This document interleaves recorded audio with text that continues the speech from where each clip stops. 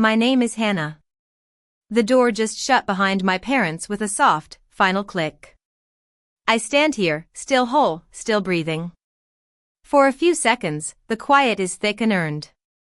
It's not empty, it feels like space, like peace.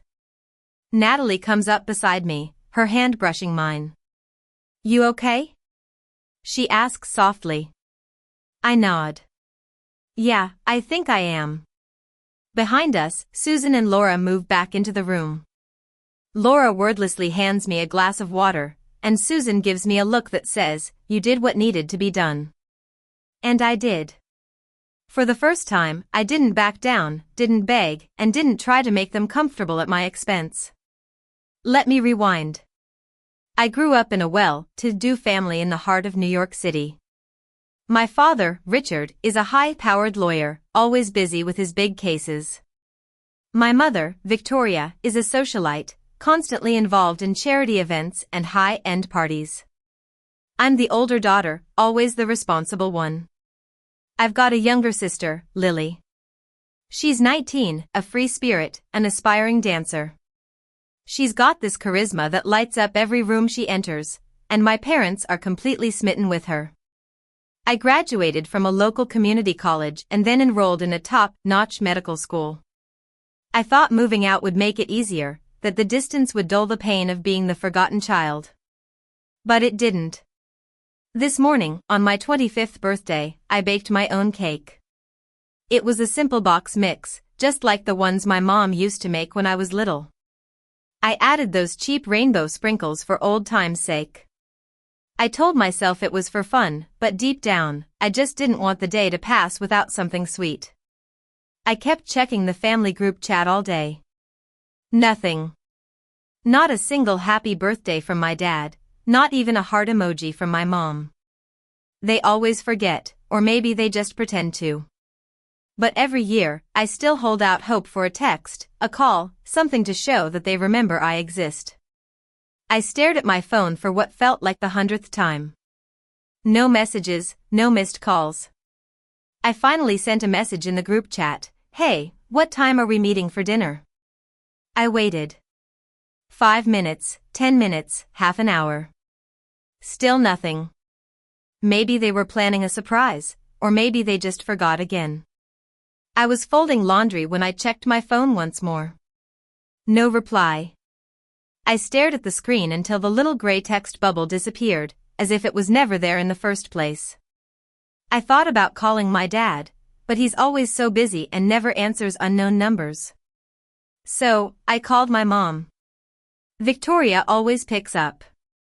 She's the type who keeps her phone fully charged and is always ready to show off her perfect family to the world. She answered on the second ring, her voice overly bright. Hey sweetie, what's up? I cleared my throat. Hey, I was just wondering, are we still doing dinner? There was a pause, just long enough for the air to change. Then she let out a soft oh and said, oh, honey, I should have told you earlier. We're going out tonight with Lily. She got a spot in a prestigious dance program. Isn't that exciting? We're taking her out to celebrate. My mouth went dry. It's my birthday, I said. She laughed, a dismissive laugh. Oh, don't be so dramatic. We'll do something for you next week.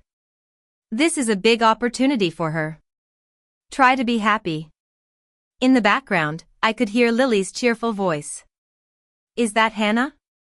Tell her we'll bring her leftovers. More laughter. That's when I realized it wasn't an oversight. They remembered. They just chose her. I pressed the phone tighter to my ear and said, sure, have fun, then hung up before she could say anything else. I sat on the edge of my bed, not crying, not shaking, just still. It wasn't sadness, it was the weight of being right again. My phone was still in my hand. Without thinking, my thumb swiped, and Sarah's name lit up the screen. Sarah is my girlfriend. We met 2 years ago in a literature class that neither of us wanted to take. On the first day, she sat next to me, offered me a piece of chocolate, and said I looked like someone who never asked for help. She was right. She picked up on the first ring. "Hey, beautiful," she said, then paused. "Wait, what's wrong?" I told her a bit about the call, the tone, and the leftovers. She didn't hesitate. "Come over now. My moms, Emily and Grace, are making a big dinner. We'll celebrate you the way you deserve." Sarah lives in a cozy apartment in a quiet neighborhood. When I pulled up, she was already outside waiting. She opened the passenger door before I could unbuckle. "I'm so glad you came," she said, pressing a kiss to my cheek. Inside, Emily greeted me with a warm hug. "Happy birthday, sweetheart," she said, taking my coat. "You're just in time." The dinner wasn't fancy, but it was full of love. Grace had opened a bottle of wine, and Sarah had set the table with beautiful cloth napkins. There was even a hand-written name card with my name, underlined in gold pen. After dessert, which was my favorite cheesecake, Sarah handed me my phone. "Take a picture," she said. "You deserve to remember tonight." I snapped a photo of the dining room table, the candles, the empty wine glasses, and the little card with my name. Then I posted it, "Huge thank you to the people who showed up for me today. I'm so lucky to have found a real family." I didn't expect my family to see the post. It was late, and they weren't really into my social media. But less than 40 minutes later, my phone started buzzing like crazy. First, a text from my mother, "Mom, what is this post?" Then from my dad, "Dad, are you serious right now?" And then the calls started. I let them ring. I sat on the couch between Sarah and Emily, phone face down on my thigh, pretending not to notice. But inside, I felt a strange sense of power. On the fourth call, I picked up. "Hi, Mom," I said calmly. Victoria's voice hit me like a wave of perfume, sweet on the surface but suffocating underneath. "What the hell are you doing, Hannah? People are seeing this post. Your aunts and uncles are calling. Do you have any idea how this makes us look?" I held the phone tighter. "I'm just telling the truth. I'm having dinner with people who remembered my birthday." She gasped. "Don't play games with me. You know what I'm talking about. That post. You're embarrassing us." My dad's voice took over. "You need to take that post down now." I leaned forward, elbows on knees. "No," I said. His voice sharpened. "Hannah, if you don't, there will be consequences." I looked up at Sarah, then back at the wall. "Like what?" There was silence, then muffled voices. My mom whispering something sharp. Then my dad again. "We're coming over." "Okay," I said, voice steady. "See you soon." I ended the call. Sarah turned to me, brows raised. "They're coming here?" "Yep." Emily stood up slowly. "Then let them come. They should see what real love looks like." The knock on the door was hard and fast. 3 sharp bangs, a pause, then 2 more. I stood up from the couch. Sarah gave my hand a squeeze. Susan and Laura were in the kitchen, giving me space but not leaving me alone. When I opened the door, my mother stepped in like she owned the place. She was dressed in her expensive suit, hair perfectly styled, eyes scanning the room. My father followed behind, tall and imposing, his jaw locked. "Hannah," my mother said, "we need to talk." She glanced over my shoulder and saw Sarah, then Emily. I saw the flicker of discomfort in her face. "Not here," she said stiffly. "Let's step outside." I didn't move. "If you have something to say, you can say it right here." She blinked. "Hannah, please don't make this more difficult." I crossed my arms. "I'm not the one who made it difficult." My dad stepped forward. "Enough with the attitude." "Attitude?" I repeated. "You mean standing up for myself?" My mom sighed, pinching the bridge of her nose. "We're not going to let you embarrass us like this. People are asking questions." I nodded slowly. Then maybe don't give them a reason. My dad looked ready to explode. You think this is funny? No, but it's honest, I said. My mom stepped in. We are your parents. We deserve some respect. Respect? I echoed. Like the respect you showed me on my birthdays? Like the time you canceled my birthday party because Lily had a rehearsal? Her mouth opened then closed. You've made it clear who comes first every time, and I'm tired of pretending I don't see it. My mother's eyes narrowed. So this is what this is about? You're trying to replace us with them? She nodded towards Sarah and Emily. I didn't flinch. No, you've been replacing me for years. I just finally stopped pretending I didn't notice. My mother's voice dropped.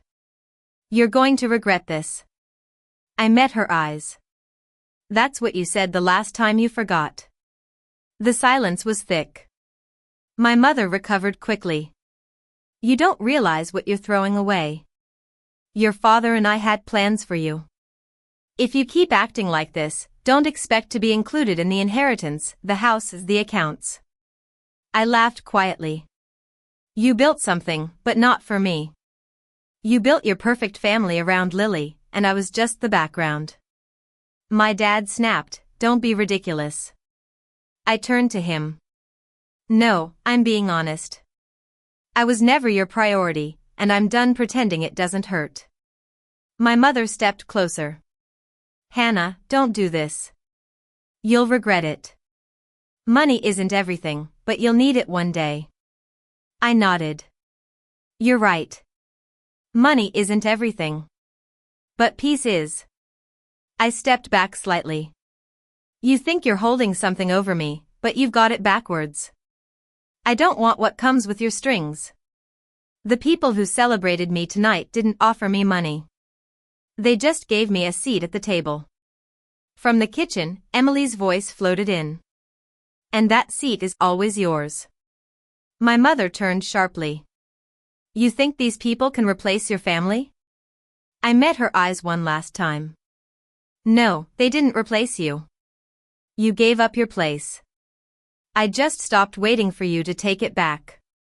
My mother stood still for a moment, then her voice softened a bit. You think we don't love you? After everything we've done. I didn't answer right away. I felt Sarah take a slow breath behind me. My mother noticed too. Her eyes landed on Sarah, standing close to me, steady. Her expression changed. So this is what this is about. You're letting them turn you against us. You're trying to replace your family with strangers. I took a breath. No, I'm not replacing anyone.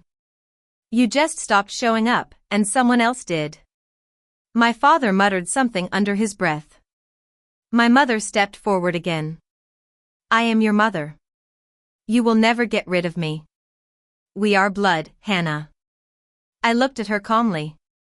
I don't need to get rid of you. You already erased yourself.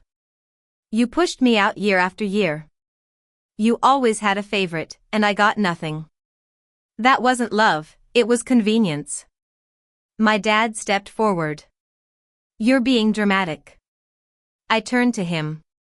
No, I'm finally being honest. That's when I saw it in their faces. They realized they no longer had control. Laura stepped forward. I think it's time for you both to go. My mother looked at her like she'd been slapped, but she didn't argue. My father just turned and walked towards the door. They left without another word. Now, as I stand here in the quiet, I realize that I don't need their love. I've found a new family in Sarah, Emily, and Grace.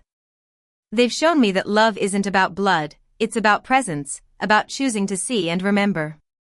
I don't need to carry the weight of their neglect anymore. I can start my own traditions, like midnight cookies. My phone buzzes again. It's Lily. Mom and Dad are livid. You really messed up this time. There's no happy birthday, no are you okay? Just a warning. I stare at the message for a while, then put the phone down without replying. I don't need to explain myself anymore. I walk into the kitchen. Sarah's old baking book is on the sideboard, with chocolate chip cookies bookmarked. I think I'm going to start a tradition, I say. Cookies at midnight. Emily turns from the sink. Want help? I smile. No, but maybe just company. She dries her hands and takes a seat at the kitchen table. I think I've got that covered. As the oven warms and the dough comes together under my hands, I think of all the birthdays that were filled with disappointment.